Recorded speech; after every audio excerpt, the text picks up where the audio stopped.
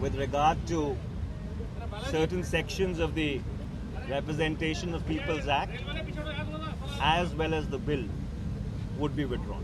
Kill the bill itself. That was our campaign. Just 24 hours after Kill the Bill campaign, government forced to announce the withdrawal of bill, towing Congress Vice President Rahul Gandhi's line. With this decision of the government, it's clear that the winds of change has already started blowing in the nation, with the citizens showing zero tolerance towards convicted netas.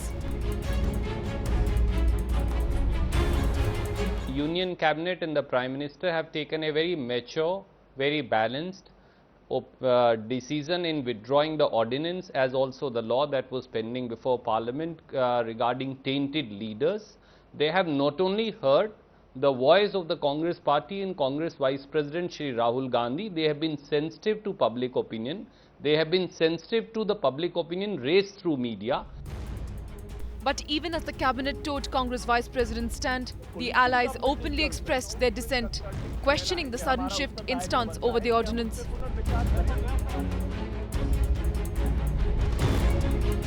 It's about the seriousness with which the cabinet takes a decision, which just a few days back, according to them, was the right decision. But just because the vice president of the party thinks otherwise, the collective wisdom of the cabinet changes and the ordinance is withdrawn without even consulting the allies.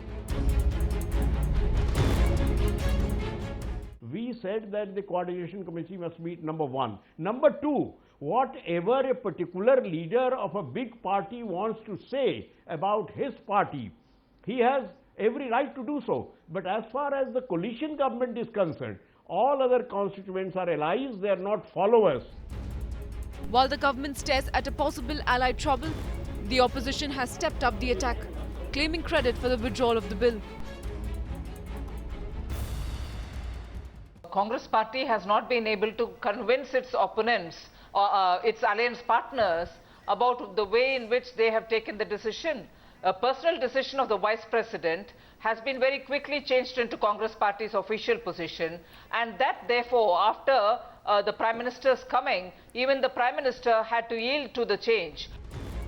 Even as the cabinet was successful in rolling back the bill and the ordinance, the differences in the government over the withdrawal coming as a huge embarrassment for the UPA ahead of 2014 elections. Bureau Report, Times Now.